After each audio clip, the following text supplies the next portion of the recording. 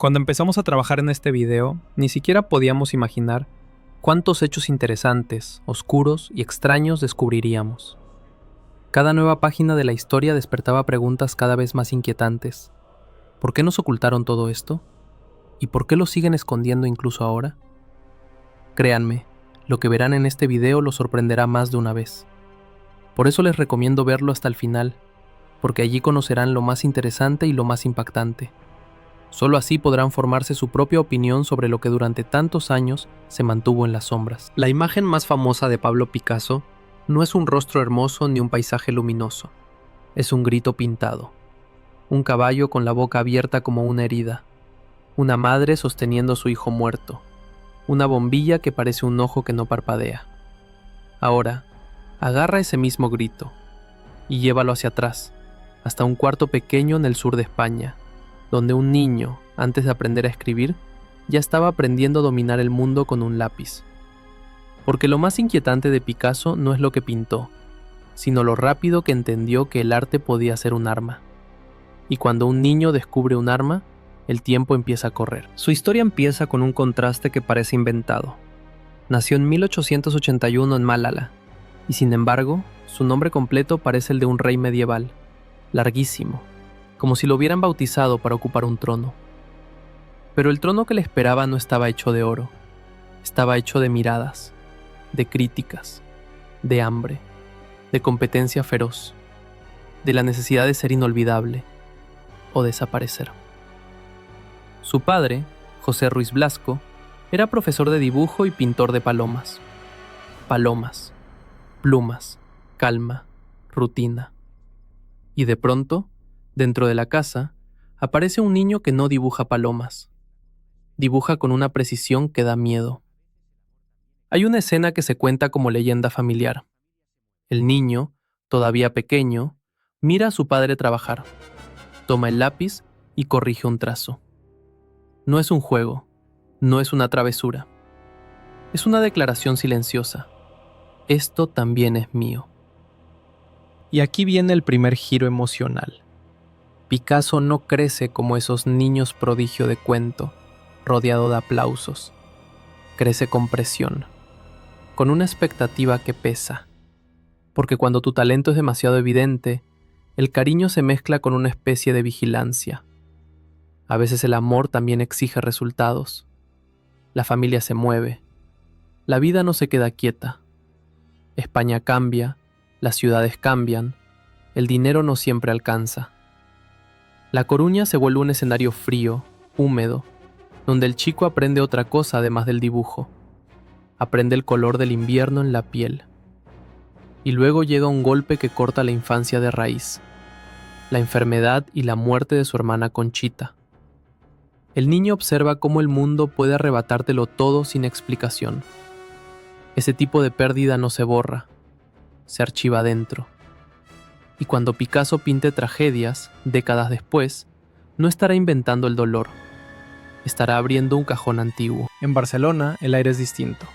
Más electricidad, más ideas, más provocación. Entra en academias, pero no encaja del todo. Aprende lo que debe hacerse y al mismo tiempo aprende a detestarlo. La academia pide obediencia, él tiene hambre de ruptura. Y esa palabra, ruptura, empieza a volverse su idioma. A los 14, 15 años, ya podía dibujar como un adulto entrenado. Y ahí aparece el segundo contraste brutal. Cuando un adolescente puede pintar correctamente, la vida debería volverse fácil. Pero para Picasso, la facilidad es una trampa. Si lo que haces es correcto, otros pueden hacerlo también. Él no quiere ser correcto, quiere ser necesario. Quiere que, cuando alguien piense en pintura, el cerebro le devuelva una sola respuesta. Picasso. Entra y sale de Madrid, se asoma a museos, se alimenta de maestros como si el arte fuera un animal enorme que se pudiera morder. Pero lo que realmente lo transforma no es un aula, es la calle, es la conversación de café, es la bohemia, es el humo, es la sensación de que vivir también puede ser una performance. Y entonces aparece un lugar que parece una puerta secreta, els Quatre Gats. el café de Barcelona donde se juntan artistas, escritores, agitadores, gente que habla como si las palabras pudieran incendiar paredes. Picasso no solo dibuja, observa cómo se construyen reputaciones, cómo una idea, dicha con seguridad, puede valer más que una técnica perfecta. Allí descubre una regla cruel del mundo artístico. No gana el que trabaja más, sino el que logra que todos miren. Y aquí llega un hook que se clava como un clavo. Picasso entiende muy pronto que el arte no es solo belleza, es poder. Y el poder siempre tiene un precio. Porque mientras él se forma, en Europa se está decidiendo algo enorme. París es el centro de gravedad. El lugar donde, si triunfas, te conviertes en historia. Y si fracasas, quedas como una nota al pie. Picasso lo siente como una cuenta regresiva. No una oficial, no escrita en ningún contrato, pero real. Real como el hambre. Imagínalo, un joven con los ojos encendidos, con dibujos bajo el brazo, con dinero justo, con una necesidad que no espera permisos. París no es solo una ciudad, es una arena. Y en una arena no basta con estar, tienes que luchar. Cuando finalmente llega por primera vez, alrededor de 1900, París no lo recibe con fanfarrias. Lo recibe con frío y con indiferencia. Y esa indiferencia es una violencia suave, pero constante. El artista joven mira las paredes llenas de nombres y se da cuenta de que hay dos maneras de sobrevivir allí: ser aceptable, ser imposible de ignorar. Picasso elige la segunda, pero el tiempo no perdona. El dinero se acaba. Los alquileres no esperan. Los estómagos tampoco. Y aquí entra el elemento del límite que lo empuja como un látigo. Picasso vive con una sensación de plazo, como si cada semana fuera un examen final. No tiene el lujo de madurar despacio. No tiene el lujo de encontrarse a sí mismo con calma. Necesita resultados ahora, porque el mundo no alimenta a los indecisos. Y es en ese ambiente donde nace el conflicto que lo perseguirá como una sombra con dientes: la rivalidad. En París, el arte es una carrera, y en las carreras siempre hay alguien que corre al lado, respirándote en la nuca. Al principio la rivalidad es difusa. Son otros jóvenes, otras firmas, otras exposiciones, otros vendedores. Pero pronto el sistema empieza a señalarle un espejo. Hay un nombre que ya resuena. Un artista mayor que juega con el color como si lo dominara de nacimiento. Un nombre que algunos ven como el futuro de la pintura moderna. Un nombre que se pronuncia con una mezcla de respeto y desafío: Henri Matisse. Picasso todavía no lo enfrenta de frente, no aún, pero lo siente, lo intuye. Es como esa primera vez que escuchas el nombre de alguien y, sin saber por qué, tu cuerpo reacciona. Ese va a ser un problema. Porque Matisse no es solo un competidor, es la prueba viviente de que el trono ya está ocupado, y que habrá que empujar a alguien para sentarse. La tensión sube. Picasso trabaja como si lo persiguieran. Cambia estilos, prueba, se equivoca, vuelve a intentar. Y la ciudad lo mira con una mezcla de curiosidad y desconfianza. ¿Es un genio o es un intruso? ¿Un nuevo maestro o un chico demasiado ambicioso? Y entonces, cuando crees que su lucha es solo contra el hambre y la indiferencia, llega el golpe más oscuro, el giro que convierte la vida bohemia en tragedia. Uno de sus amigos más cercanos, Carlos Casagemas, cae en una espiral y termina quitándose la vida. No voy a adornarlo, es un evento que perfora el aire de París. Un disparo que no solo mata a una persona, mata una inocencia. Picasso queda marcado, porque cuando ves la muerte de cerca, el mundo deja de ser un escenario romántico. Se vuelve un sitio peligroso, inestable, un lugar donde la belleza no te salva. Y aquí, en este punto exacto, ocurre algo que será decisivo para todo lo que viene. Picasso entiende que el arte no va a ser su pasatiempo, ni su carrera elegante. Va a ser su forma de sobrevivir a lo insoportable. Y esa decisión, tomada a sangre fría, abre la puerta a una metamorfosis. Justo cuando París empieza a reconocerlo, justo cuando el nombre Picasso empieza a circular, el reloj interno se acelera. Porque ya no solo compite con otros artistas, ahora compite con el destino, con la muerte, con el olvido. Y con esa pregunta terrible que se queda flotando en la noche. Si no lo conviertes en arte, ¿qué haces con un dolor así? París, de noche, puede parecer una postal, hasta que te das cuenta de que la postal no tiene calefacción, que las paredes sudan humedad, que el pan se endurece como una piedra, que el humo en los cafés no es el amor, es gente calentándose el alma a falta de fuego. Y en medio de ese París real, Pablo Picasso empieza a hacer algo que, visto desde fuera, suena imposible: convertir el duelo en un motor. Hay un instante, casi cinematográfico, en el que le imaginas frente a un lienzo vacío, con los nudillos manchados, y la pregunta clavada en la garganta: ¿qué se pinta después de una muerte así? Y la respuesta no llega como poesía, llega como fiebre. De pronto, el mundo se le tiñe de un color único, hipnótico, cruel: azul. Azul de frío, azul de pobreza, azul de madrugada interminable. Azul como si el aire mismo estuviera enfermo. Los rostros que pintan esos años no miran al espectador, miran hacia adentro, como si estuvieran escuchando una sentencia. Mendigos, madres, ciegos, figuras estiradas, cuerpos que parecen vivir con el peso del universo sobre los hombros. Y lo que es más inquietante, no es lástima barata, es una lucidez despiadada. Picasso no está decorando la tristeza, la está disecando.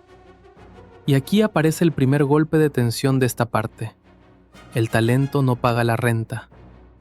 El talento no compra carbón. Y Picasso lo sabe. Hay una fecha que, aunque nadie la imprima en un calendario, le cae encima como un martillo. La próxima exposición, el próximo comprador, el próximo sí.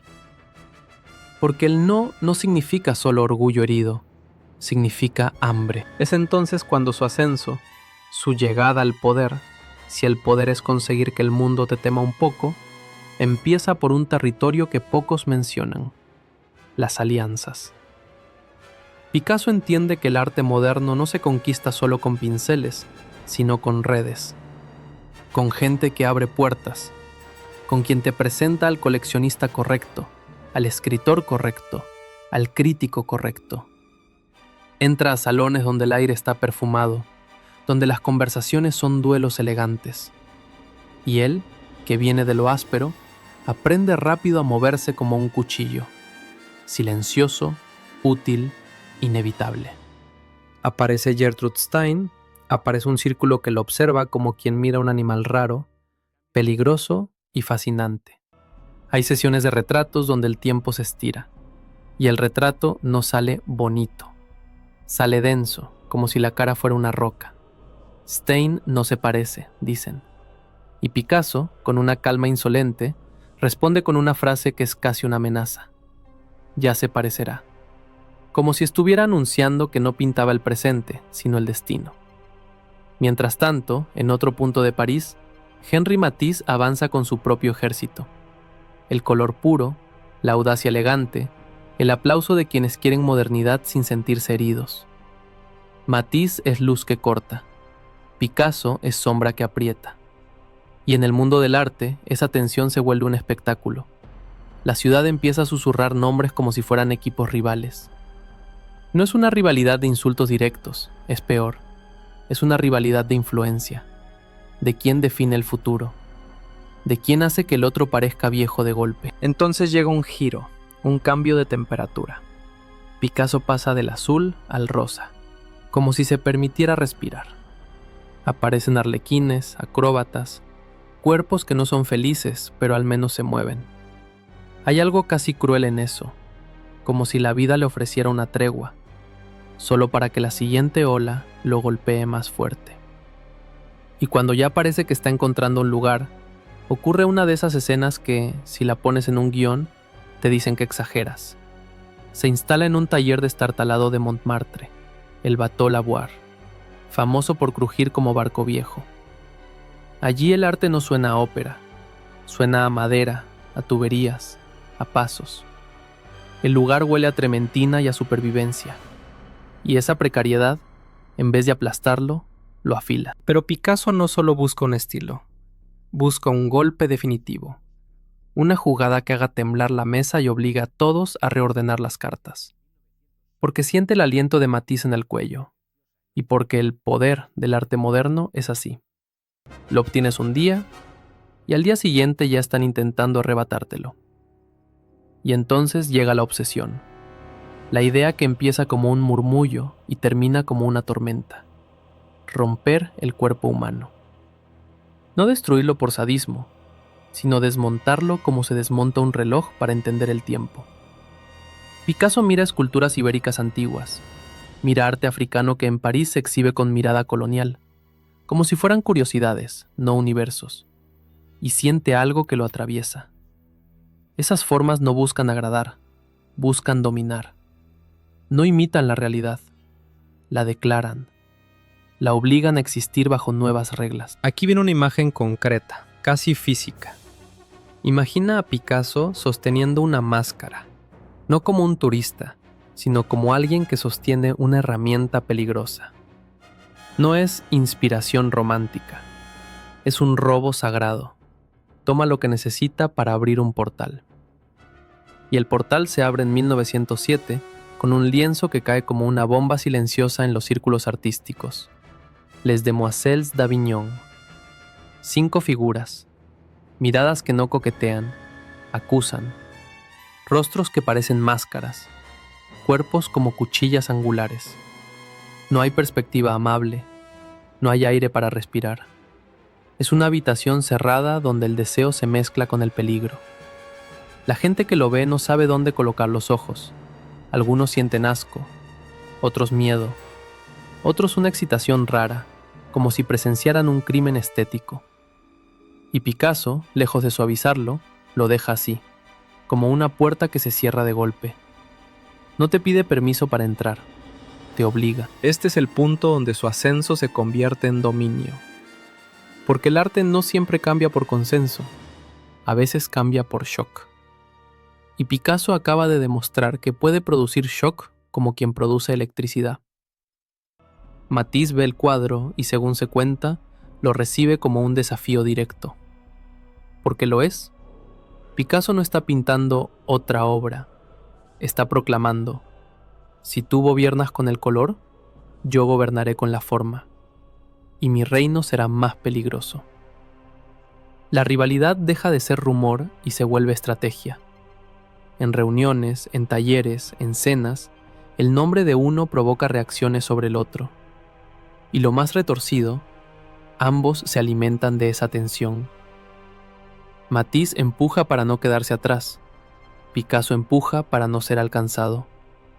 Se persiguen sin tocarse, como dos depredadores que se reconocen en la oscuridad.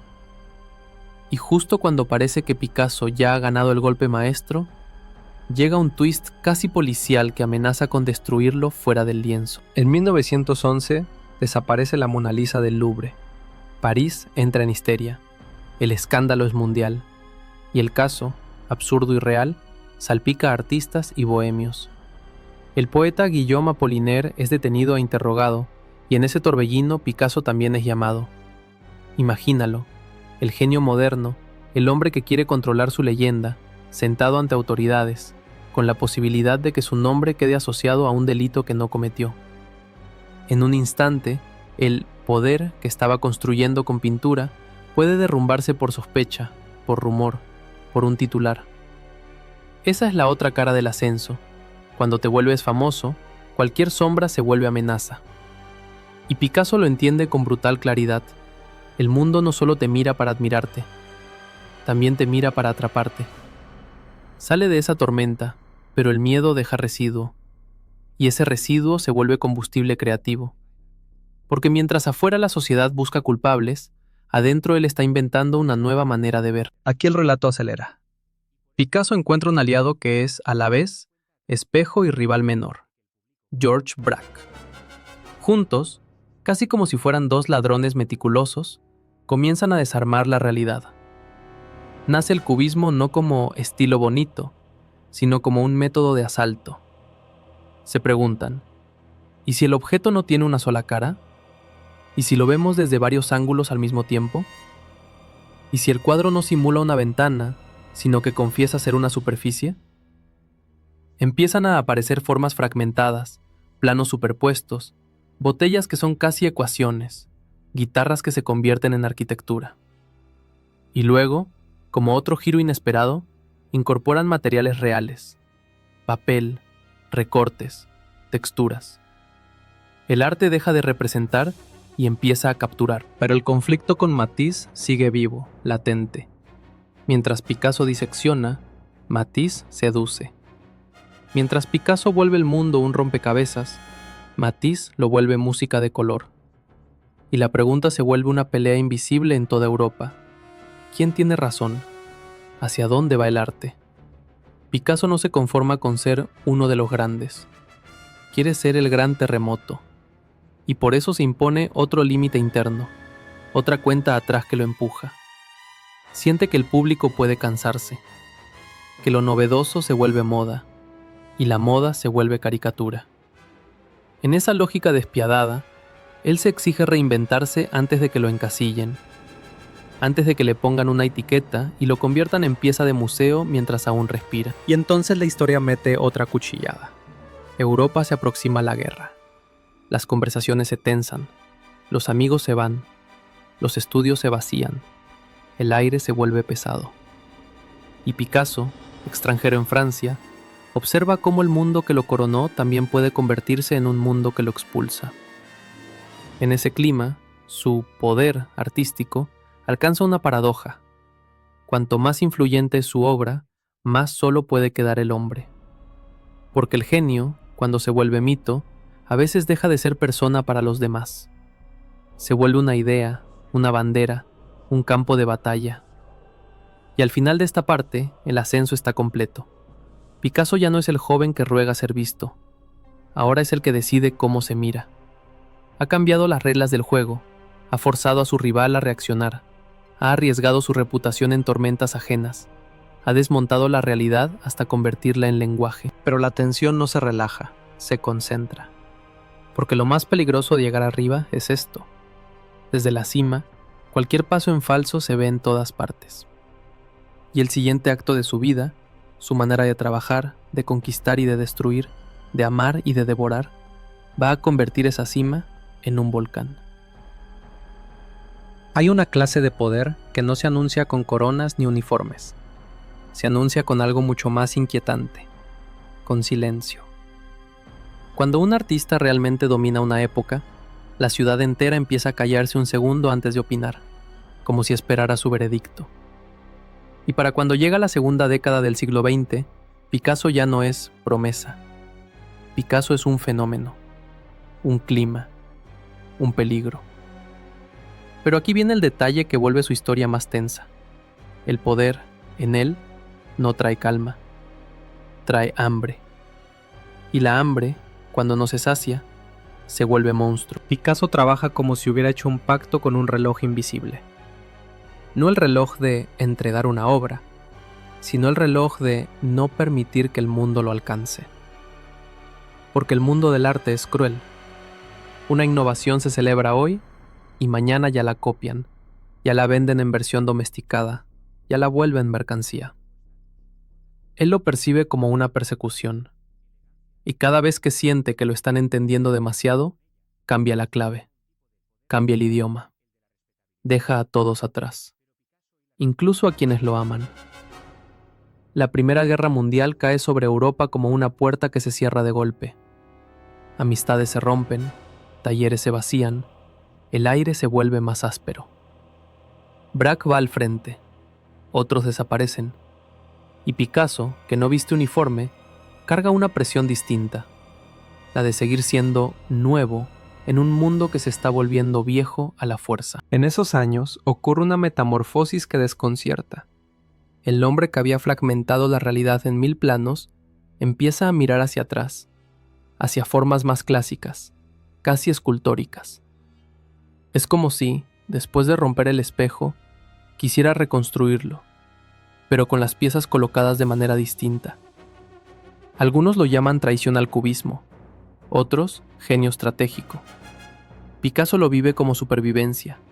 Si el mundo se desordena, él decide su propio orden. Y aquí entra un giro dramático que cambia el escenario. Picasso se acerca al mundo del teatro y la danza, a los ballets rusos. El arte deja de ser solo lienzo y se vuelve vestuario, escenografía, movimiento. Entra en un universo donde todo es espectáculo y disciplina. Y allí aparece una figura que no es solo amor, sino símbolo de su nuevo estatus. Olga Koklova, bailarina. Elegancia, reglas, sociedad. Con ella, Picasso roza un tipo de poder diferente, el de la respetabilidad. Pero Picasso y la respetabilidad no son buenos aliados. Se atraen sí, como se atraen el fuego y la seda. Y el resultado suele ser incendio. A medida que su vida se vuelve más pública, su trabajo se vuelve más secreto. Empieza a producir con una velocidad que asusta. Pintura, dibujo, grabado, escultura, cerámica más tarde. Miles de piezas, como si su mano fuera una máquina conectada a un generador interno. El mundo ve obras. Él vive ataques creativos. Días en que no pinta, devora el estudio. No trabaja, toma posesión del tiempo. Y ahí aparece el núcleo oscuro de esta tercera parte. El arte de Picasso no es solo belleza ni ruptura, es también control. Control sobre la forma, sobre el relato, sobre la imagen, y muchas veces sobre las personas que entran en su órbita. Porque su vida amorosa no es una línea romántica, es una serie de colisiones. Y cada colisión deja huellas en su obra. Olga, con su mundo ordenado, termina chocando contra la naturaleza cambiante de Picasso. Y cuando el orden se vuelve jaula, Picasso no busca llaves, busca otra puerta. Llega Marie-Thérèse Walter, joven, rubia, casi luminosa en su iconografía. En sus cuadros, el cuerpo se vuelve ondulación, deseo, curvas, como si el cubismo se hubiera derretido y convertido en carne. Y aquí hay un hecho que, contado sin emoción, suena a chisme, pero en su historia funciona como dinamita. Picasso empieza esta relación mientras sigue casado. El amor no entra como salvación, entra como expansión territorial. Y lo terrible es que su obra absorbe esa energía con una belleza hipnótica. Y mientras su vida privada se enreda, su rivalidad con Matisse sigue funcionando como una alarma constante. Porque Matisse continúa creando, sigue siendo referencia, sigue ofreciendo un camino alternativo, el de la armonía radical, el de la sensualidad del color. Y Picasso, que no puede tolerar que exista un otro rey, reacciona con la herramienta que mejor maneja, la reinvención agresiva. En los años 20 y 30, el mundo artístico se electrifica con el surrealismo, con el inconsciente, con lo irracional. Y Picasso, aunque no se inscribe oficialmente como surrealista, bebe esa atmósfera. Sus figuras se deforman con una violencia nueva, bocas como cuchillos, ojos desalineados, cuerpos que parecen estar en plena transformación. No es solo estilo, es estado mental, como si el cuadro fuera un ring donde pelea contra sí mismo. Y justo cuando su vida parece una montaña rusa que nunca termina, aparece un límite real, un plazo que cambia el tono de todo. La historia entra en una zona donde ya no se trata solo de fama, se trata de supervivencia moral. ¿De qué hace un artista cuando el mundo se rompe de verdad? En 1936 estalla la Guerra Civil Española, y el nombre de Picasso, que ya es mundial, queda unido a su país de origen de una forma inevitable. Picasso no es un político de partido, no es un líder con micrófono, pero su posición se vuelve un símbolo. Y aquí llega el giro más poderoso. El hombre que había tratado el arte como un laboratorio formal, recibe una noticia que le corta la respiración artística. 26 de abril de 1937. Bombardeo de Guernica. Un ataque que golpea a civiles, que destruye, que incendia, que deja imágenes que parecen salidas del infierno. Y Picasso, desde París, siente que el reloj interno cambia de ritmo.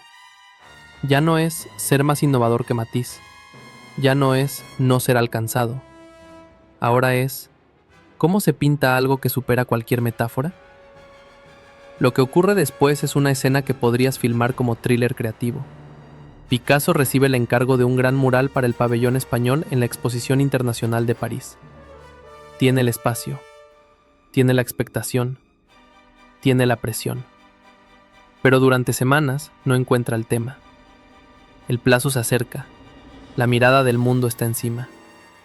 Y entonces la tragedia de Guernica se convierte en el detonador. Empieza a trabajar como un hombre poseído. Bocetos tras bocetos. Dibuja, borra, rehace. En el estudio, el aire se llena de carbón, de papel, de tensión. La obra crece como una criatura enorme, blanco y negro, sin el consuelo del color. Como si el color fuera un lujo indecente ante el horror. Y aquí viene el golpe visual que engancha a cualquiera. En Guernica no hay sangre roja, pero todo sangra. El caballo grita. El toro observa, ambiguo, brutal, casi eterno. Una madre levanta a su hijo muerto como si mostrara una prueba ante un tribunal cósmico. Una figura arde con brazos en alto, como si el fuego fuera una bandera. Una bombilla, ojo mecánico, ilumina sin compasión. Es un cuadro que no te deja mirar tranquilo. Es un cuadro que te mira a ti. Ese mural es su cima pública, sí, pero también es una condena. A partir de ahí, Picasso ya no puede ser solo el genio formal. El mundo le ha visto la capacidad de convertirse en testigo moral, y eso pesa. Y aquí, como prometiste que la historia debía tener twists, el cuadro, que hoy se considera un símbolo universal contra la guerra, en su momento provoca confusión, rechazo, incomodidad. Porque Guernica no es propaganda simple, no explica, no consuela, no te da un villano con nombre y apellido en el lienzo, te da el caos. Y el caos, cuando se presenta sin filtro, asusta. Pero Picasso sigue. Su vida privada se vuelve aún más turbulenta. Aparece Dora Maar, fotógrafa, intelectual, presencia intensa. Dora no entra como musa dulce, entra como tormenta consciente. Documenta el proceso de Guernica. Y la relación entre ellos tiene un filo particular: admiración y lucha. Ella ve al genio, él ve la energía, y el cuadro, de alguna manera, también devora esa relación. El artista, mientras crea algunas de las imágenes más poderosas del siglo, también se vuelve un campo de batalla humano. Hay un componente de posesión, de dominación emocional, que ha sido señalado una y otra vez por quienes estudian su vida. Picasso puede ser magnético y puede ser destructivo. Y esa contradicción alimenta el drama de su biografía. ¿Cómo puede la misma persona producir belleza y provocar dolor? Mientras tanto, la rivalidad con Matisse sigue como una cuerda tensa. Pero ahora el duelo es más complejo. No compiten solo por ser el más innovador. Compiten por quien encarna mejor el papel del artista del siglo. Matisse como armonía resistente, Picasso como ruptura que denuncia. Dos respuestas ante el desastre del mundo. Llega la Segunda Guerra Mundial, París es ocupada por los nazis. Y Picasso decide quedarse. Esto, solo esto, ya es una escena de tensión. El artista más famoso del mundo moderno, en una ciudad controlada, vigilada, donde el arte moderno es atacado como degenerado, él no se va, permanece, como si su presencia fuera un acto. Hay historias de oficiales alemanes que visitan su taller. Imagínalo, botas en el suelo, ojos examinando obras que no comprenden. Y Picasso, con su calma peligrosa, en el mismo espacio donde vive y trabaja. En esas visitas, el aire debe haber sido de metal, de amenaza silenciosa. El poder no es solo el del artista, es el del ocupante. Y Picasso, sin armas, juega con otra clase de resistencia, la de seguir creando. En esos años, su producción no se detiene. Al contrario, se vuelve más intensa, como si trabajar fuera la manera de no ser aplastado por la historia. Y el conflicto interno se agudiza. El mundo se desmorona, pero él sigue transformando formas, rostros, cuerpos.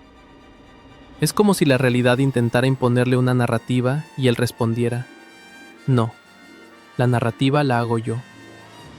Y al final de esta tercera parte, el proceso de trabajo, y los logros ya no son solo una lista, son una cadena de decisiones bajo presión. Picasso ha alcanzado una cima que pocos humanos alcanzan. No solo crea obras, crea lenguaje. Pero ese lenguaje lo convierte también en blanco, en símbolo, en figura sobre la que la historia proyecta sus exigencias. Y sobre todo, llega un punto crucial. El hombre que dominó la modernidad ya no puede escapar del hecho de que la modernidad también lo está usando. Su nombre circula como bandera, su vida privada como leyenda, su obra como campo de batalla. Y el tiempo sigue corriendo. Porque el verdadero límite que se acerca no es una exposición ni un encargo, es la vejez. Es la pregunta de si un volcán puede seguir erupcionando para siempre. El mundo, después de una guerra, tiene una manera extraña de respirar, como alguien que sobrevivió a un incendio y aún así huele humo en la ropa. Y Picasso, que ya había visto cómo el siglo podía devorar ciudades enteras, sale de los años oscuros con una reputación que ya no es solo artística, es política, es moral, es incómoda. Porque cuando tu obra se vuelve símbolo, de pronto la gente no solo te pregunta ¿qué pintas?, sino ¿qué representas? Y aquí, sin anunciarlo con trompetas, ocurre un giro de guión. Picasso, el niño prodigio que huyó de las academias, el iconoclasta que rompió la forma humana, se convierte en algo que jamás habría aceptado de joven. Una institución viva. Pero una institución que todavía muerde. En 1944, en un París recién liberado, se afilia al Partido Comunista Francés. Para algunos, es coherencia con su postura antifascista. Para otros, un gesto polémico. Lo cierto es que en ese momento, su nombre ya no puede separarse del contexto. Picasso es usado, citado, celebrado, criticado, instrumentalizado. Y a él, en vez de paralizarlo, esa presión le da otro tipo de impulso. Si el mundo quiere convertirlo en estatua, él responde con movimiento. Se instala en el sur de Francia, y el cambio de luz es casi una escena de resurrección, del gris tenso de la ocupación a un sol que parece limpiar las paredes. Empieza a trabajar con una energía que desconcierta a quienes creen que el genio se apaga con la edad. Se mete en la cerámica en bayo gris como si fuera un territorio por conquistar. Platos, jarras, formas humildes que transforman rostros, animales, mitologías. Para muchos, esto parece menor comparado con Guernica. Pero hay un detalle importante. Picasso no trata esos objetos como artesanía simpática. Los trata como otra piel de su lenguaje, como otra manera de demostrar que puede convertir cualquier cosa en firma. Y mientras el mundo intenta encasillarlo, el del cubismo, el de Guernica, él se escapa por los bordes. Produce grabados, litografías, series enteras. Se obsesiona con reinterpretar a los maestros, Velázquez, Delacroix, Manet, no para homenajearlos con reverencia, sino para hacer lo que siempre hizo, tomar el pasado y retorcerlo hasta que parezca presente. Es como si dijera, la historia del arte no es un museo, es un ring, y yo todavía estoy peleando.